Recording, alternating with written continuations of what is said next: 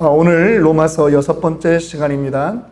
소망 중에 즐거워하라 라고 하는 제목의 말씀으로 여러분들과 함께 은혜 나누고자 합니다. 사도 바울은요, 우리의 구원이 다른 어떤 행위로 인한 것이 아니라고 말하고 있습니다. 오직 믿음으로 얻었다고 그는 강조합니다.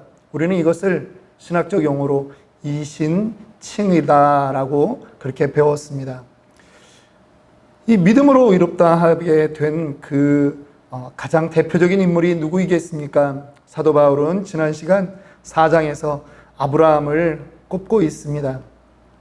유대인들의 조상인 그 아브라함도 어떤 행위로 구원받은 그러한 사람이 아니라는 것이죠. 하나님 앞에서 그가 자랑할 것이 아무것도 없었습니다. 그런데 그가 하나님을 믿으니 하나님께서 이것을 그의 의로 여기셨다라고 하는 것입니다. 그럼 오늘 이제 이 믿음으로 의롭게 된 우리들, 이신칭의의 결과가 무엇인가 우리 말씀을 통해서 살펴보려고 합니다. 첫 번째는 하나님과 화평을 누리는 것입니다. 1절 말씀 다시 한번 봅니다. 그러므로 우리가 믿음으로 의롭다 하심을 받았으니 우리 주 예수 그리스도로 말미암아 하나님과 화평을 누리자. 여기서 화평을 누리자라고 하는 이 말씀 가운데는 우리 한국어 성경은 화평을 누리자라고 이렇게 되어 있지만 NIV나 또 킹제임스 성경에는 우리가 가지고 있다, 그 화평을 가지고 있다라고 이렇게 번역이 되어 있습니다. 평화를, 그 화평을 가지고 있을 뿐만 아니라 마음껏 그것을 누린다라고 이해하는 것이 옳다라고 생각됩니다. 하나님과의 화평, 하나님과의 화목은 모두 기본적으로 하나님과의 관계의 변화를 말하는 것입니다. 믿음으로 의롭게 되었다라고 하는 것은 법적으로 그 효력이 있으며 완전히 변화된 그러한 관계성을 이야기한다라고 하는 것이죠. 내가 어떤 느낌이 있어야 효과가 있고 느낌이 없으면 효과가 없는 그러한 것이 아니라는 것입니다. 믿음으로 구원을 얻었지만 즉시 특별한 느낌을 받지 못할 수 있습니다. 그러나 우리의 구원은 감정에 기초한 것이 아니라 바로 하나님의 말씀, 하나님의 언약의 기초에 있다라고 하는 것입니다. 그러므로 그 하나님의 언약의 본질인 예수 그리스도를 믿고 영접하는 사람은 구원을 받은 것입니다. 구원을 받고 나니 나의 과거의 모습이 보이는 거죠. 죄를 사랑했던 모습이 미워지도록 그렇게 보여지는 것입니다. 죄에 넘어간 내 자신이 한탄스러워서 울 수 있고 울게 되는 것이지 우리가 울어야 구원을 받는다라고 하는 것이 아닌 것입니다. 그럼 중요한 것이 무엇이겠습니까? 이제 하나님이 우리를 어떻게 보느냐 하는 것입니다. 사역을 하면서요, 새가족부를 이렇게 섬기다 보면 새가족부에서는 반드시 이 구원 확인을 하게 되어 있습니다. 그런데 신앙생활을 오래 하셨던 분들임에도 불구하고 구원의 확신이 없는 경우들이 많이 있어요. 자세히 물어보면 이렇습니다. 내가 구원받지 못한 것 같습니다. 이렇게 얘기해요.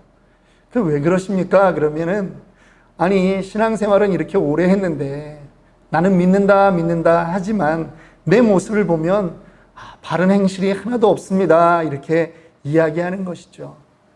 여러분, 이것은 마치 우리가 다른 종교에서 이야기하는 공덕을 많이 쌓아야 구원을 얻는 것과 같은 논리라고 하는 것입니다. 성경은 처음부터 우리가 의롭지 못하다라고 이야기합니다. 그런데 예수 그리스도께서 죄된 우리와 또 하나님 사이에 화목제물로 피 흘려 돌아가신 것이죠. 이제 그 믿음으로 그리스도 안으로 들어온 사람들은 모두 의로워진 것입니다. 하나님 입장에서는 우리의 그 모습을 보는 것이 아니라 우리를 감싸고 있는 예수의 피를 보는 것이죠.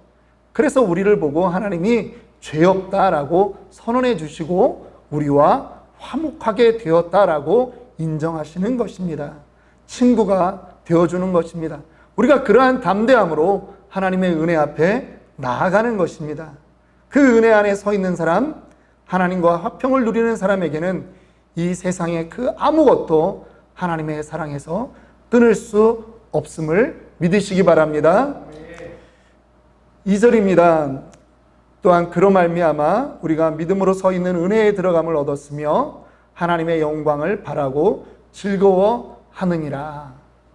2절에서 우리 은혜 안에 있는 우리의 삶이 하나님의 영광을 바라고 즐거워해야 한다고 말씀합니다.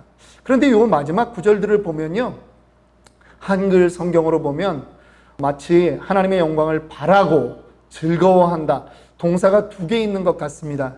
그런데 영어 성경으로 보면은 동사는 즐거워하다라고 하는 것, 그 동사 하나인 것입니다. 즐거워하라고 하는 것이 명령인 것인데, 오늘 이 즐거워하다라고 하는 이 말은 우리 전체 11절 가운데 3번이나 반복되어 있는 것입니다. 그러면 무엇을 즐거워해야 하는 걸까요? 하나님의 영광에 대한 소망, 그것을 즐거워하는 것입니다. 하나님의 영광은 무엇입니까? 이 부분에 대해서 존 스토트 목사님은 이것은 종말에 가서 완전히 나타날 그분의 찬란한 광휘라고 말하고 있습니다. 이미 하나님의 영광은 이 땅의 만물 가운데 다 드러나 있습니다. 또한 성육신하신 예수님 안에서 그분의 죽음과 부활을 통해서 하나님의 영광이 드러나 있습니다. 하지만 아직까지 완전한 것은 아닙니다. 완전한 하나님의 영광은 바로 심판의 때에 드러나게 되어 있는 것이죠. 이 심판이 우리에게는 확실한 소망이 되는 것입니다. 여러분, 장래의 소망이 확실한 사람은 흔들리지 않습니다. 그날은 반드시 오거든요. 믿으십니까? 심판은 반드시 있습니다. 우리 인생 가운데도 이러한 심판의 예행 연습을 할 수 있는 많은 일들이 있습니다. 예를 들면 고3 수험생들에게 수능 보는 날은 심판날이죠. 고등학교를 들어가면서 3년 뒤면 수능 시험 본다. 고3이 되어서 이제 1년 남았다. 그렇게 준비를 했는데 시험날은 우리가 생각했던 것보다 훨씬 빨리 다가오지 않습니까? 준비를 잘한 사람, 그런 사람은 수능날이 영광을 누리게 되는 날입니다.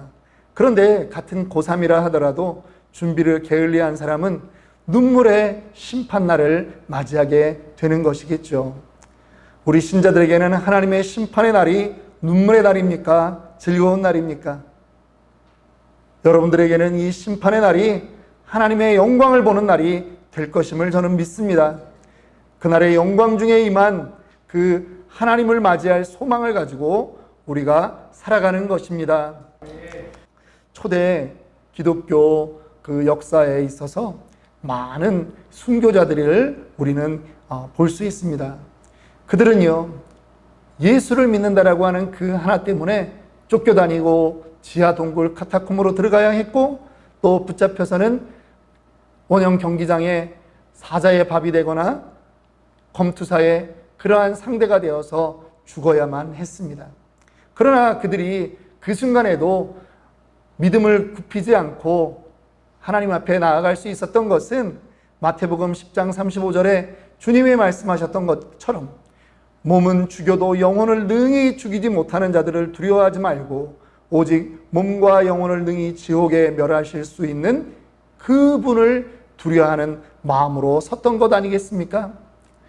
초대교회 역사 가운데 사도 요한의 제자인 폴리캅의 그 순교는 유명한 것입니다. 그의 순교 현장을 바라보았던 많은 사람들이 바로 그것을 기록으로 남겨놓았고 그것이 오늘날까지 전승되고 있습니다. 폴리캅을 잡아온 그 지방 총독이 폴리캅에게 예수 그리스도를 부인하라고 그렇게 권유하고 회유했습니다. 그리고 그 예수 그리스도를 욕하라고 시킵니다. 그랬더니 폴리캅이 이렇게 이야기합니다. 나는 86년 동안이나 그분의 종이었습니다. 그동안 그분은 나에게 아무런 잘못도 하지 않았습니다. 그런데 내가 어떻게 나를 구원하신 왕을 모독할 수 있겠습니까? 당신은 오직 잠깐 태우고 잠시 후에 소멸되는 불로 나를 위협합니다. 그런데 당신은 악한 죄인들을 위하여 예비된 다가오는 심판과 영원한 형벌을 모르고 있습니다. 86살이 넘은 그 폴리캅이 용기 있게 그리고 기쁨으로 그 죽음의 시간을 맞이했습니다. 그는 156년에 화형으로 순교당했습니다. 그 사람뿐이겠습니까? 더 많은 사람이 하나님의 그 심판의 날, 그 영광스러운 날을 기대하며 그 고난을 감당했던 것입니다. 그런데 사도 바울이 하나님의 이 영광에 대한 소망을 이야기할 때 그 다음 구절을 보면요, 그러한 영광스러운 소망과는 어울리지 않는 그러한 단어가 나옵니다. 3절입니다. 우리 두 번째로 보는데 환난 중에도 즐거워하라. 우리 3절 말씀 함께 읽도록 하겠습니다. 다만 이뿐 아니라 우리가 환난 중에도 즐거워하나니 이는 환난은 인내를, 인내는 연단을, 연단은 소망을 이루는 줄 알미로다. 예수 믿고 구원받고 산다고 세상의 모든 것이 만사형통으로 흘러가지 않을 수 있다라고 하는 것을 사도 바울은 말합니다. 특별히 사도 바울이 이 로마서를 썼을 그 당시에는 너무나 많은 핍박이 있었던 시간이었음을 사도 바울은 잘 알고 있었습니다. 그래서 이 땅에서 우리가 육신을 입고 있는 동안에는 우리에 대한 죄의 역사가 있고 질병이 있을 수 있고 사고가 있을 수 있다라고 하는 거죠. 그럼에도 불구하고 성도의 삶은 이러한 고난, 이러한 시련을 만났을 때 어떠해야 하느냐? 즐거워해야 한다라고 하는 것입니다. 말이 쉬워 즐거워한다 이렇게 하지만 참 고난을 즐거워하는 사람들은 없죠. 그런데요, 이 바울은 이 고난을 우리가 강한 인내력으로 극복하자, 어금니 꽉 깨물고 우리가 이를 악물고 견디자 그렇게 얘기하는 것이 아니라 기뻐하라, 즐거워하라 그렇게 말하는 것입니다. 저는 이 본문을 묵상하다가 몇 해 전에 사단장으로 그렇게 새로 승진해서 다른 그 기교화 부대의 사단장으로 취임한 제 친구가 생각이 났습니다. 그 친구는 고등학교 3학년 때 자기의 꿈이 육군사관학교 가서 사단장 하는 것이 자기의 꿈이었다라고 우리에게 늘 이야기했습니다. 첫 번째 실패하고 그는 재수를 해서 육군사관학교에 들어갔습니다. 여러분, 사관학교 훈련이 쉽겠습니까? 나라의 장교들을 배출하는 것인데 이 4년간의 사관학교 훈련은 정말 보통이 아닌 것입니다. 그런데 참고 즐거워할 수 있습니다. 왜냐하면 이 훈련을 마치고 나면 장교로 임관할 수 있기 때문입니다. 그뿐이겠습니까? 사단장이 되고자 하는 그 꿈이 이제부터 실현될 수 있는 것이기 때문입니다. 그렇기 때문에 그 영광의 날을 생각하면 고난도 즐거워할 수 있고 고난도 기뻐할 수 있는 것입니다. 우리 신자도 고난을 견디고 기뻐할 수 있는 이유가 있습니다. 바로 그 고난이 우리에게 끝이 아니기 때문입니다. 환난은 인내를, 인내는 연단을, 연단은 소망을 이룬다는 이 말을 한 번 더 묵상합니다. 인내란 것은 시간이 필요하겠죠. 그런데 인내는 연단을 이룬다라고 하는 말에서 이 연단이라고 하는 영어 번역은 캐릭터라고 번역됩니다. 우리의 인격과 우리의 성품이 그 시간을 통해서 변화되는 것입니다. 그래서 그렇게 변화된 사람들이 하나님에게 붙들려서 사용될 수 있다라고 하는 것이죠. 여러분, 시냇가에 가본 기억들이 있으시겠죠? 시냇가에 가면 그냥 아이들도 맨발로 그 시냇가에 들어갑니다. 바닥에는 돌멩이들이 분명히 있는데 공교롭게도 이 시냇가에 있는 그 돌멩이들은요 전부 다 동글동글합니다. 날카로운 돌들이 없습니다. 왜냐하면 수천 년 그 물 흐름 속에서 그 돌들이 깎인 것입니다. 그래서 동글동글한 돌로 변한 것이죠. 그 돌 때문에 우리의 아이들이 그 시냇가에서 즐거워할 수 있는 것입니다.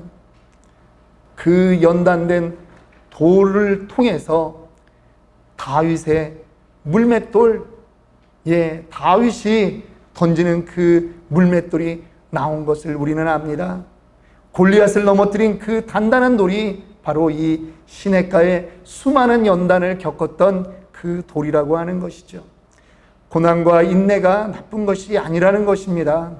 우리를 소망으로 이끌어가는 도구가 되는 것입니다. 그렇다고 고난을 극복하면 내가 대단한 사람이 된다. 그렇지 않을 수 있습니다. 그러나 고난의 시간을 많이 참고 견뎌본 사람은 분명히 그 주변에 누군가 힘들어하는 사람의 위로자가 되어줄 수 있다라고 하는 것이죠. 제가 좋아하는 찬양의 가사가 있습니다. 소원이라고 하는 그 찬양인데요. 이런 가사입니다. 저 높이 솟은 산이 되기보다 여기 오름직한 동산이 되길, 내 가는 길만 비추기보다는 누군가의 길을 비춰준다면 내가 노래하듯이 또 내가 얘기하듯이 살길, 나 그렇게 죽기 원하네. 삶의 한 절이라도 그분을 닮기 원하네. 사랑 그 좁은 길로 가기 원하네. 여러분, 이 시련과 고난의 시간을 통해서 주님을 닮아가는 저와 여러분들이 되기를 원합니다. 마지막으로 살펴봅니다.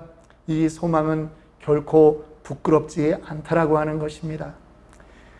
바울은요, 이 소망이 도대체 어떠한 것이기에 우리가 즐거워할 수 있는가를 5절부터 설명하고 있습니다.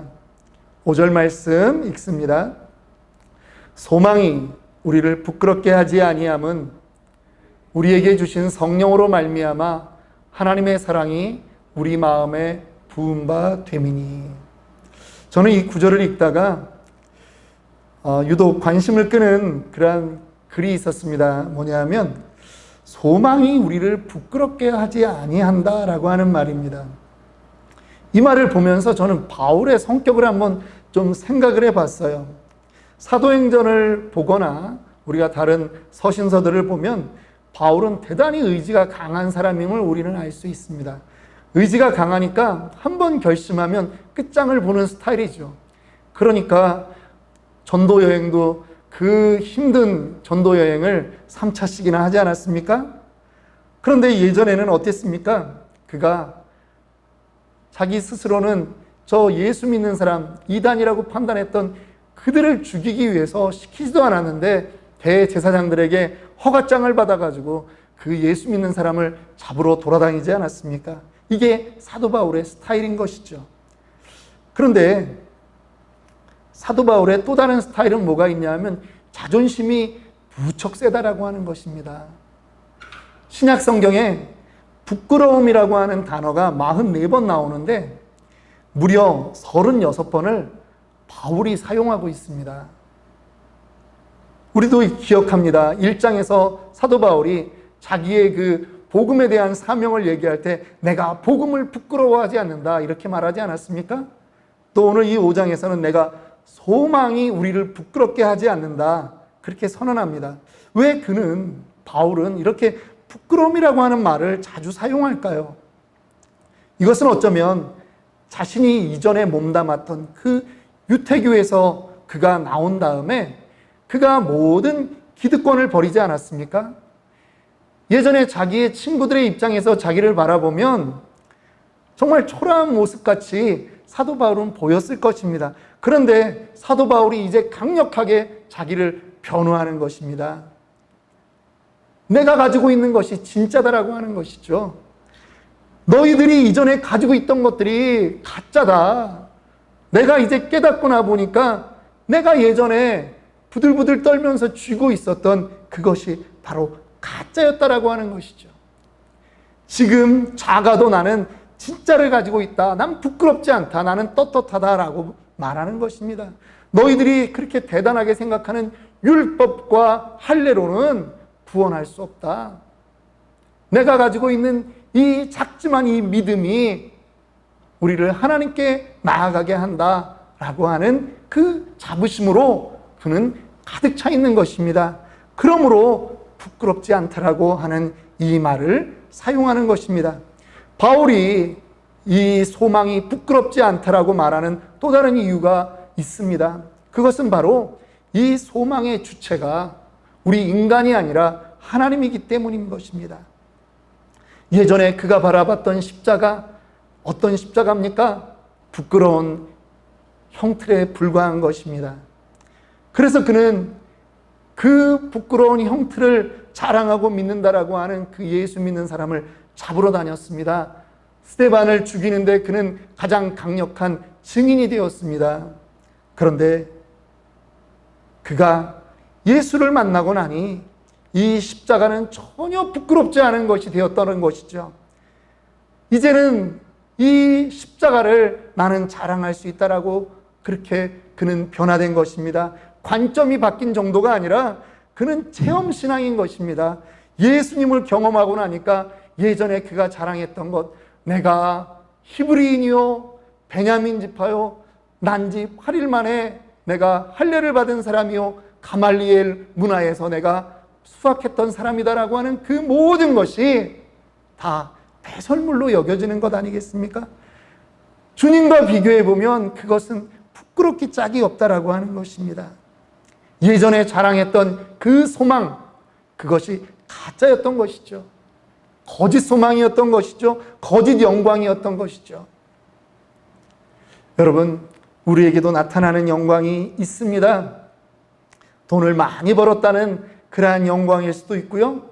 좋은 직장을 다녔었다라고 하는 것, 좋은 집안에서 태어났다라고 하는 것, 혹은 나에게 좋은 학벌이 있고 내가 과거에 무엇인가 이루었던 것이 있다라고 하는 그렇게 자랑할 만한 것들, 스스로 영광스럽게 생각하는 그러한 것들이 있다라고 하는 것입니다.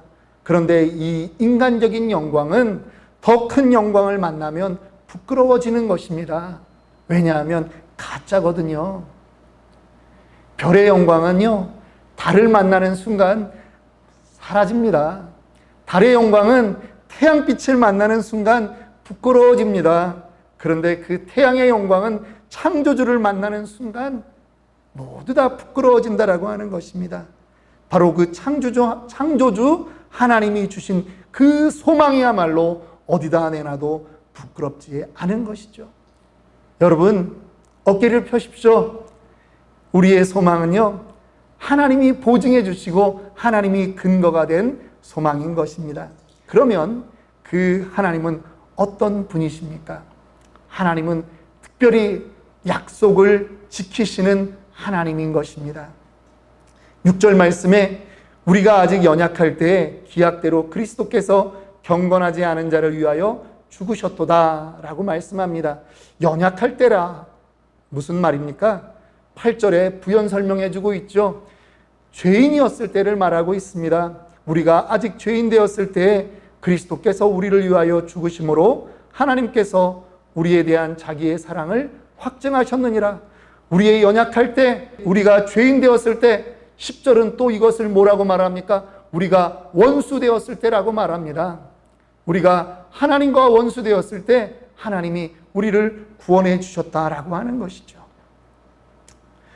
우리를 사랑하시는 그 하나님의 사랑은요, 자기의 독생자 아들을 죽음으로 내몰면서도 죄인들, 연약한 자들, 원수된 자들을 구원해 주시는 사랑인 것입니다. 우리가 죄 가운데 있을 때 예수님이 우리의 죄를 위해 십자가에 죽으셨는데 바로 그것은 하나님의 사랑을 확실히 증명해 보여준 것이라는 것입니다.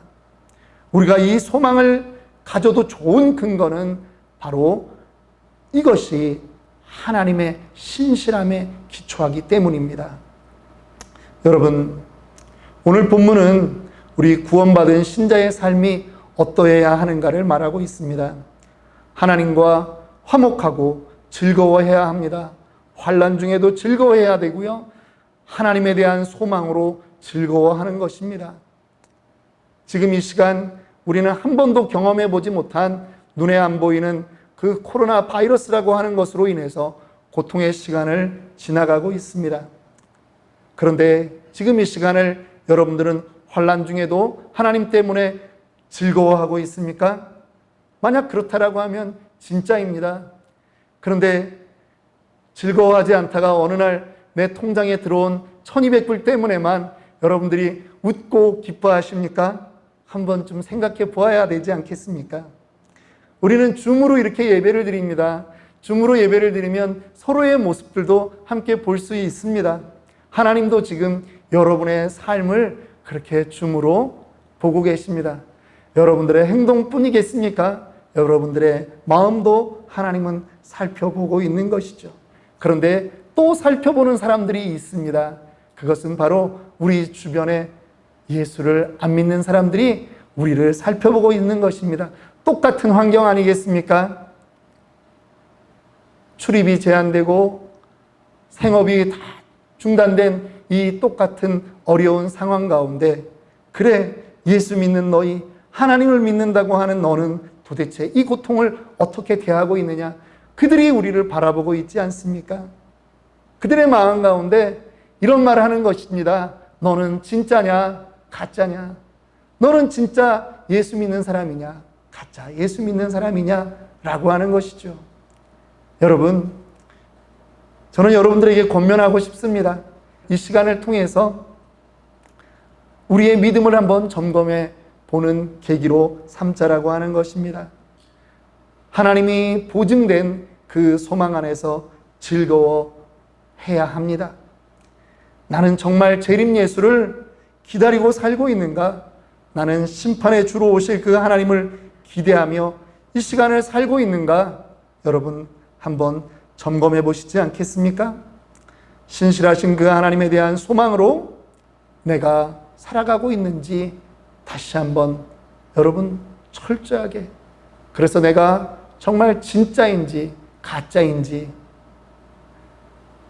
내가 귀한 구원을 받았는데도 불구하고 그 구원을 부끄러운 구원으로 만드는 그런 사람이 아닌지 날마다 점검하며 주 안에서 즐거워하고 승리하는 우리 모든 성도들이 되기를 주의 이름으로 다시 한번 축원합니다.